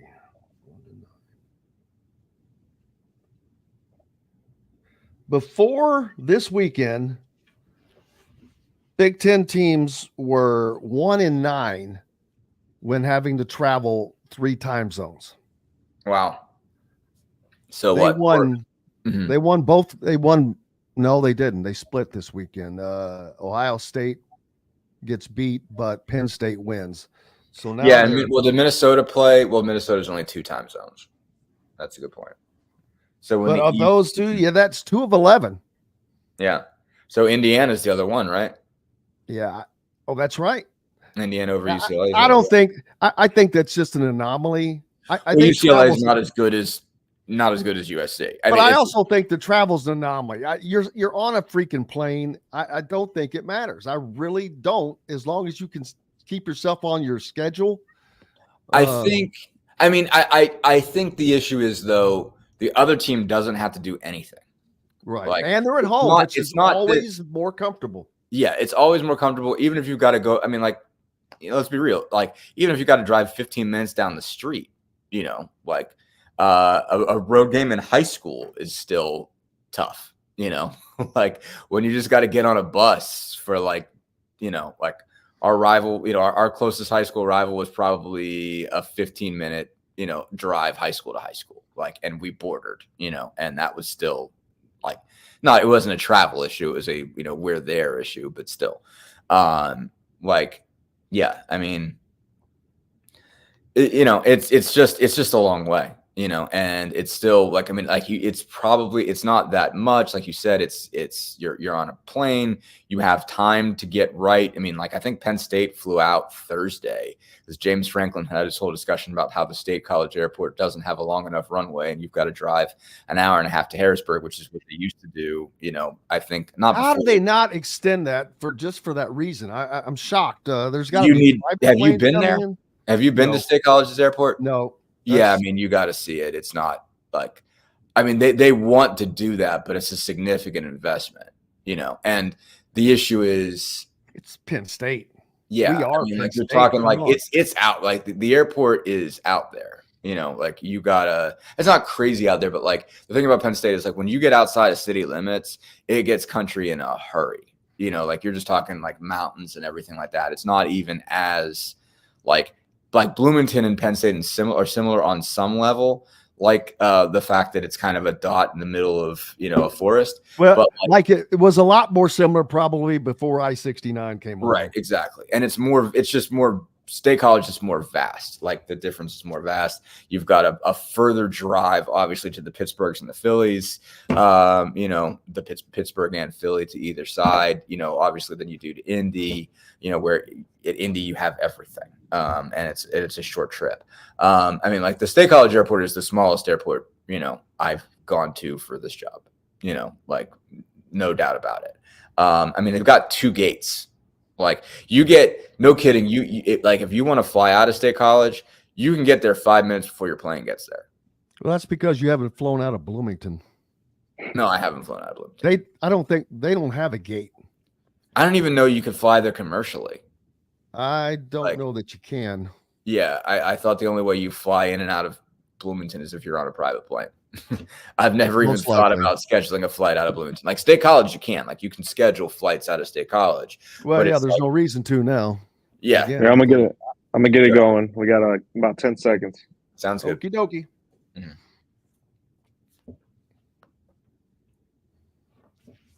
Welcome back to Indiana Sports Beat Radio, brought to you by Hard Truth Distilling Company and Andy Moore Honda Bloomington. Indiana Sports Beat Radio is brought to you by the fine folks at the Hard Truth Distilling Company, including Big Woods Restaurants and Quaffon Beers. You can find their great products in your area. If not, ask for Hard Truth. Their great products like their Hard Road Rye, Sweet Mash Bourbon, or the Toasted Coconut Rum. Ask for the Hard Truth.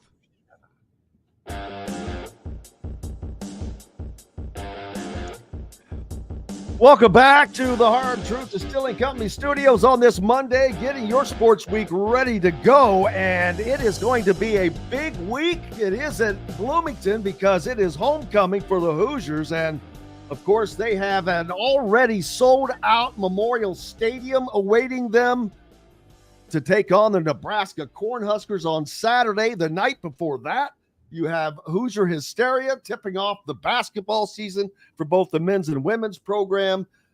It is just going to be a big week. Indiana up to 16 in the AP poll. I know that I don't know exactly where Nebraska is, but they're probably 26th or 7th right there, but just outside of it. But this is going to be a great game no matter what. It's going to be Indiana's toughest game they've played this weekend. We saw some great games in the Big Ten, and your Penn State Nittany Lions were right there amongst them. As a matter of fact, getting a gigantic win at the LA Memorial Coliseum over the USC Trojans in a tight game that went to overtime, 33-31.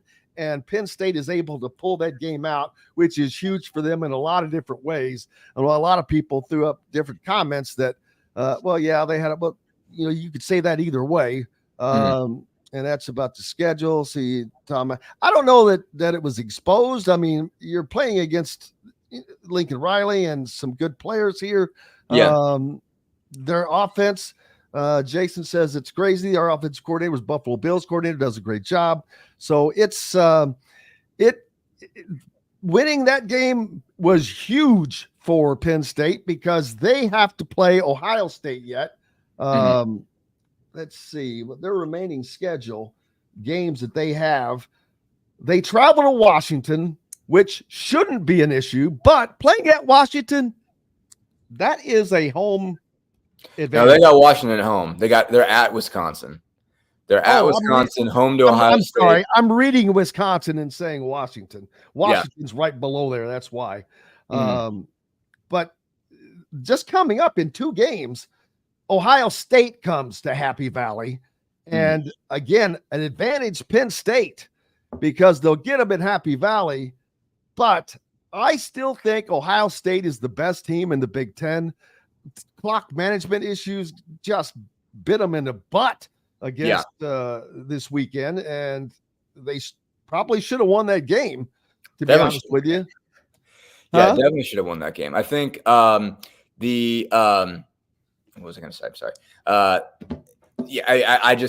only caught part of it. I saw we had a wedding this weekend, but the caught the highlights at the end, and obviously the Will Howard deal is just a rough deal. I mean, he just didn't, if he's got to remember, have the clock in his head to know when to slide. And if he does it 2 seconds earlier, they're in position for a kick.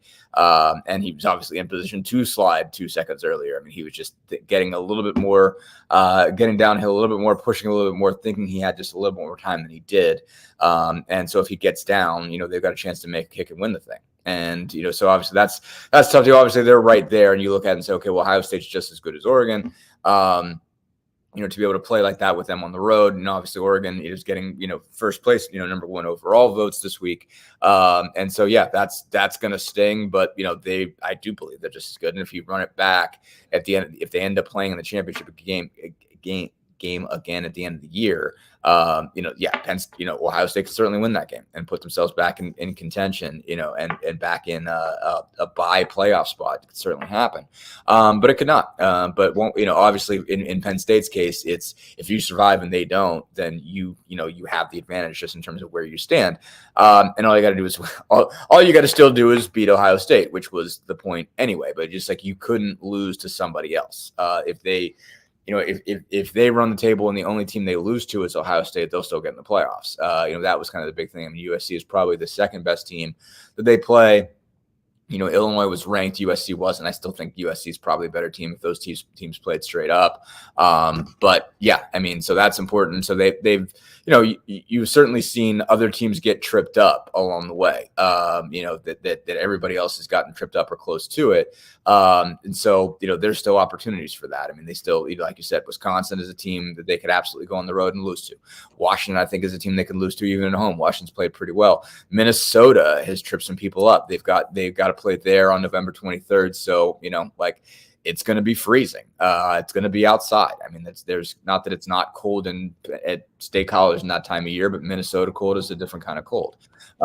So yeah, there are going to be some opportunities for them to get tripped up, but they're standing 5-0. They're one of the teams that hasn't, had a stumble and fall so far. So, that puts them in better shape than, Ohio State, Georgia, Alabama, LSU, Clemson, Notre Dame, Tennessee, a lot of teams that were expected to be right there that have for some reason or another lost a game, and in most cases lost a game that they probably should have won.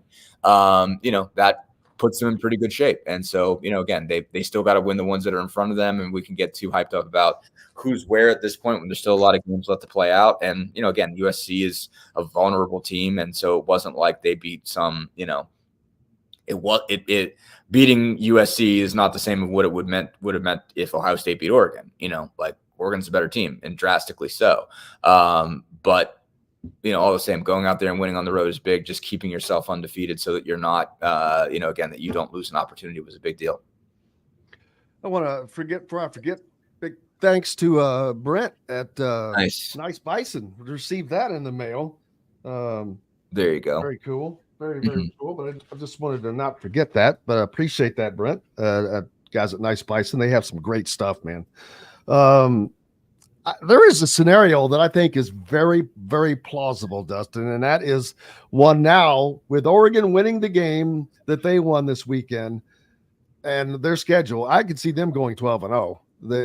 They have a manageable schedule. I think Penn State will lose to Ohio State when Ohio State comes to visit, but I think Penn State will go 11-1. I think Ohio State will go 11-1. I think Indiana will go 11-1. So I think you're going to end up with a 12-0, the exact scenario that I was thinking about weeks ago, except for I thought Ohio State was going to be in the position the Oregon is going to be in at being 12-0. But then you're going to have 3 other 11-1 teams. Right. Do all 3 of those teams get into the college football playoff? Probably not. And it's going to be Indiana that gets left out, and everybody's going to be mad about it. Yes, it will be. And it will be because Indiana's loss in there that I'm figuring is going to be at their second last game of the year. Right. So timing is not going to be great. But I have noticed that when an SEC school loses, they don't move them far. Alabama lost to Vanderbilt, and they dropped to 7th. Yeah. I'm like, that's a joke to me. Are you kidding me? And then they should have lost this weekend to South Carolina. Yeah. I mean so still won the game. I mean, obviously this, I still we go back to my thoughts on polls is that, again, basically, I mean, there's you look at who gets a vote, and I had a vote, and it just comes down to the idea that when you're filling this vote out, it is the last thing that you have to do, and it is not your job. What this is a thing that you just take on as a responsibility because it's cool, and you remember when you got to watch college football when you were a kid, and it was the idea of having an AP poll vote seemed really cool. But it's the last thing you have to do after you have to cover the team that you cover all day, and you barely get to watch any football other than the game that you covered. You are locked in on that game all day, and whatever travel you got to do, all that kind of stuff. You get home at the end of the night. If you're lucky and you covered a noon game that day, you get to cover a West Coast. You get to watch a West Coast game at night. You get to watch highlights. You look at box scores. But at some point, you got to go to bed and get up the next day, and because you just wrote God knows how much today. And the AP vote is not like you get a day to watch it and figure out. You don't get all day Sunday to watch tape, or something like that. You jump in on it, and you're just trying to not get killed on Sunday morning whenever your poll gets publicly released. And so, especially at times like this when it's October and everything's shaken up and not everybody's played everybody, there's not always justice, And the thing about it is once there's still going to be a lot of movement, everybody's still going to play everybody, and by the time it's all said and done, and you're actually looking at full resumes, and people have actually played everybody. Then it's a different ballgame, but who is number 1 in the AP poll in October, who's number 5 in the AP poll in October does not matter. Nope. Not relevant, doesn't have any bearing, does not do with college football playoff. Again, the people who put the college football playoff rankings, you can question their motives as much as you want, but they get to watch all the games. That's their deal as far as that position is concerned. They get to watch everybody. The people that have AP votes have other jobs. Their job is not to be an AP poll voter. Their job is to be beat writer of such and such team. So again, what you're trying to do is just not get skewered when you wake up Monday morning. That's what you're going for. You just don't want your inbox to be flooded with people that are mad. You're just trying to be as safe as you can. Because again, it's not a secondary responsibility. It's a deeply tertiary responsibility for you. So it is not going to be scientific, you're basing it on the wisdom of crowds here and saying well, if you've got 65 of them, then they'll, come up with something that's reasonable. But, you're going to have stuff that's argumentable because it is not the primary responsibility of anybody who's voting. So, it is, you have another job and you are doing that job all day Saturday. It's different. Even basketball is different because when you're covering basketball, you have all week to watch and you have the 2 games that you cover or whatever, but you have the rest of the week to watch college basketball and get a sense of who belongs where. You get more educated when you're filling out a college basketball vote because you have all week to watch basketball. You are working all day Saturday, and you might get to watch a Thursday game, you might get to watch a Friday game, you might get to watch a late Saturday night game, but for most of the games that are being decided, you're not even watching. So because they're happening when you're working. and it is what it is. So, like it's not going to make perfect sense, and they're going to be safe with a team like Alabama. They're going to take them down a couple notches, but they remember that they're Alabama, and they just beat Georgia too. So, like, college football is madness by its definition. Ergo, you have to figure out, what do you do with a team that beat Georgia and lost to Vanderbilt in consecutive weeks? How good is that team? You have no idea, so you throw them somewhere you're not going to get in trouble. If the SEC and Big Ten both had 4 teams in, of course, that leaves 4. That's 8, and that leaves 4 spots. I guarantee you Notre Dame's going to get one of those spots because it's Notre Dame. So now you've got 3. ACC champion guaranteed one of those spots. I think the ACC runner-up does not get in. I think it'll probably be Clemson. That'll be a second loss at least. And I don't think that they're going to ignore at that point, as hard as it will be for Indiana to get in. If they are 11-1, you've got to put them in over a 2-loss Clemson team, I think, if their only loss is to Ohio State. Right. These are all if scenarios. Sure. The Big 12 is going to get, let's say it's Iowa State, because Iowa State is 9-0 right now. So, 6-0. They don't. Nobody's 9-0 right now. I can't read anything. 6-0. They're undefeated. Yeah. So let's just say that that's their entry. Then you've got the group of 5, which is crap. I don't believe in you're just putting a team in just because it should be the top teams, but that's subjective regardless. But I'm trying to figure out who that would be right now. Boise State, probably, right? Or State, and I was getting ready to say, I said Iowa State. That's going to come down between BYU and Iowa State. Both of those teams undefeated right now. So you could have, an undefeated and a 1-loss team there. That would be problematic for, say, in Indiana. The Boise State, at number 15. And they've got a Heisman Trophy candidate and probably the front runner right now. So they would probably get that group of 5. So it's going to be very tough for Indiana to get in, going 11-1. And that sucks to say that, because that's got to be the greatest turnaround in college football history. I know there's a Hawaii team that was 3-9 back in the 90s and then went 9-3. Yeah. Or no, they didn't win a game. They did not win a game in the 98 season, whatever, and they won 9-3 the following year. 12-game turnaround. That's not what I'm talking about. To me, there is no greater turnaround in the history of college football, because this is the worst program in D1 history. They have the most losses. They brought in Jerry DiNardo, Sam White, Cam Cameron. It all failed. No one has been ever able, and even Bill Mallory had his success, but that was in a different time, and they were never dominant like this. So this is the greatest turnaround to me in college football in my lifetime, for certain. And I will throw out a counter at another team that I think belongs in this. Counterpoint. Northwestern 95. And the reason I say it's like the portal has changed it in such a way. Yeah. I think I give points to groups that had to do it organically. Doing it at Northwestern is very difficult. Draw a line. Like this is a new era of college football for how you're judging this.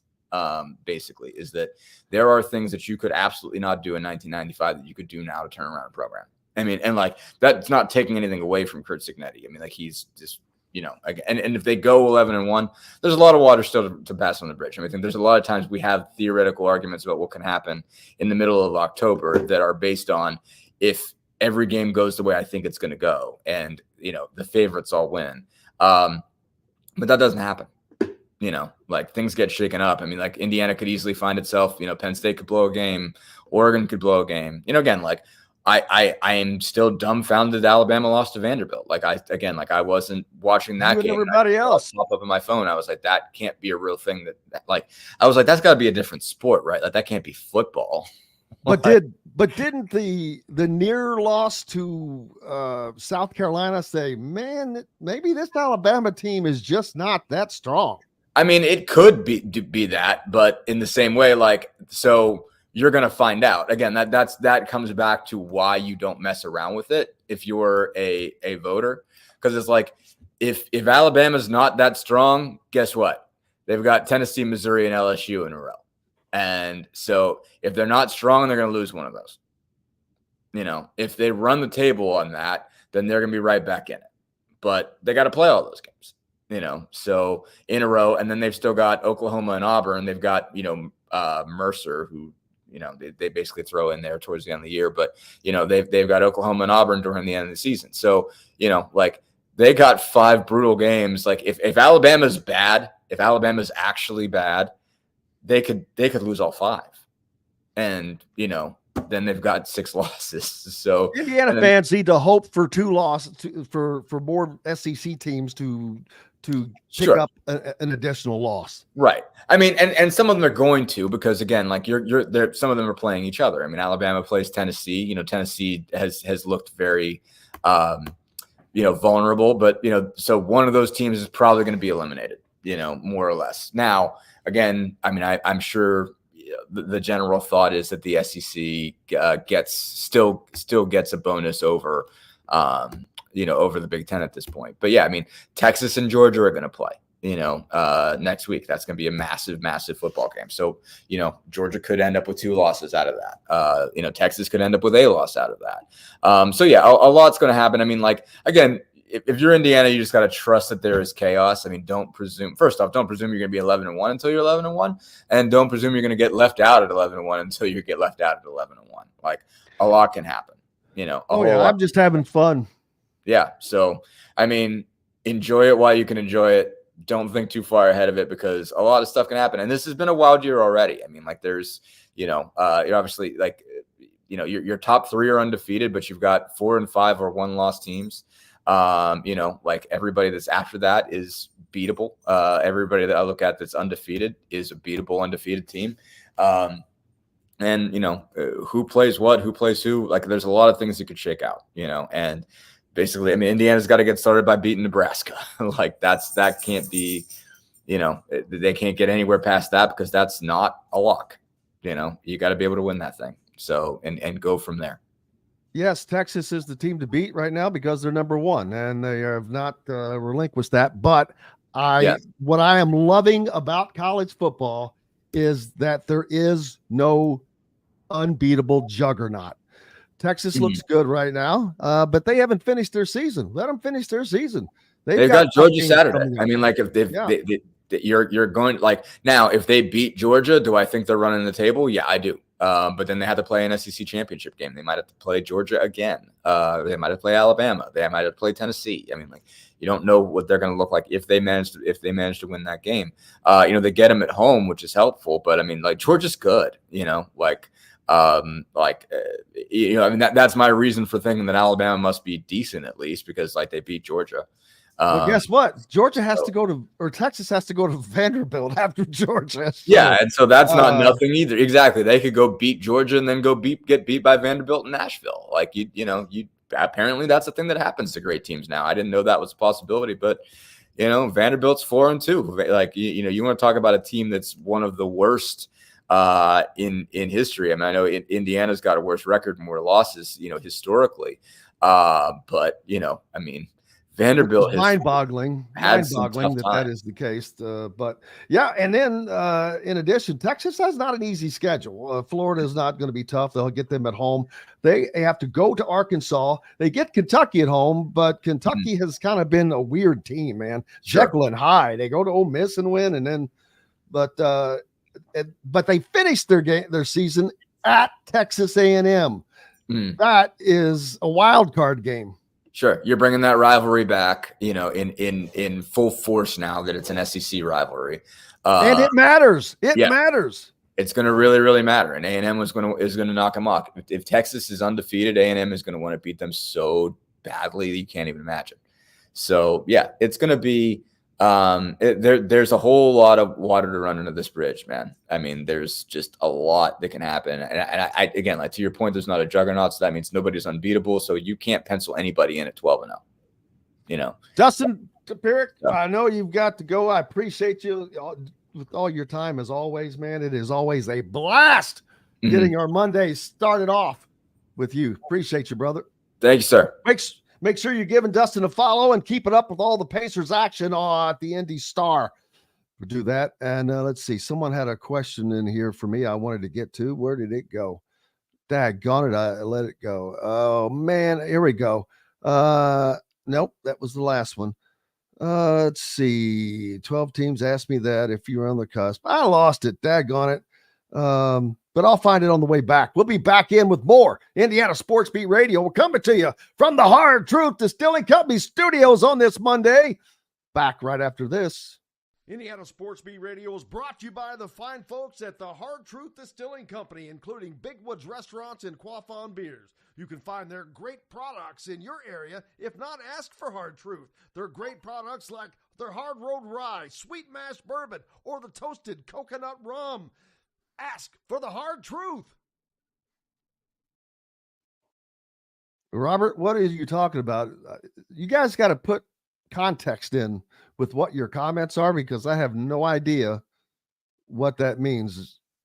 A lot of times by the time we get to a comment, it's 10, 12 minutes after the fact, and you can't always see them. So throw a little context in there. So I will respond, but I don't know what you're talking about.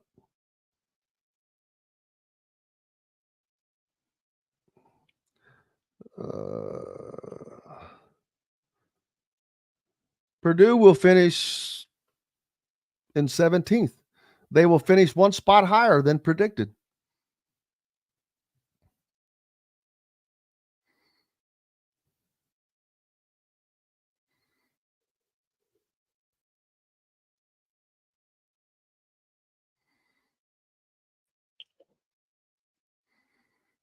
Do you want to come back with a specific segment for this last one, since it's only like 2 minutes? No. Yeah, just any one that we haven't used, but okay. But it'll be quick. When do we come back? Like 1:53? Yeah, we could come back whenever for this one, because I could just cut it and put the commercial in there. Yeah. Let me see. I want to know how much time though I have to close out. Because when would we normally come back? It would be pretty much at 53, but okay, so that's all right. That just gives me a quick closeout. All right. What is tomorrow? Tuesday. All right, I've got to get someone on tomorrow. I'm tired of, and I always think about them, but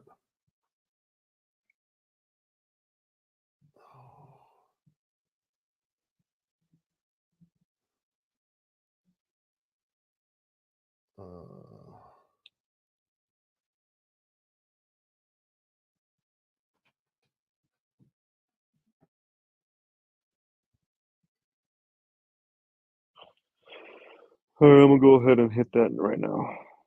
Okie dokie. Welcome back to Indiana Sports Beat Radio, brought to you by Hard Truth Distilling Company and Andy Moore Honda Bloomington. This segment is brought to you by Freethink Apparel.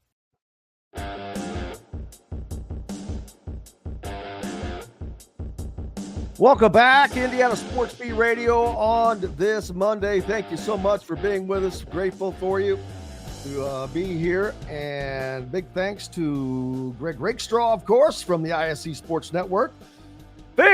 Don Fischer, as always, on each Monday. And Dustin Dopirak, as we get to have a nice, long couple of conversations about the Pacers and then about just what's going on in sports in general, especially across the Big Ten in football. Don't forget Hoosier Hysteria is this Friday. It's homecoming weekend, so tons of stuff coming up and going on. Tomorrow, Mike DeCourcy, Chronic Hoosier, and we'll see if I can get Michael Mangarelli back on with us.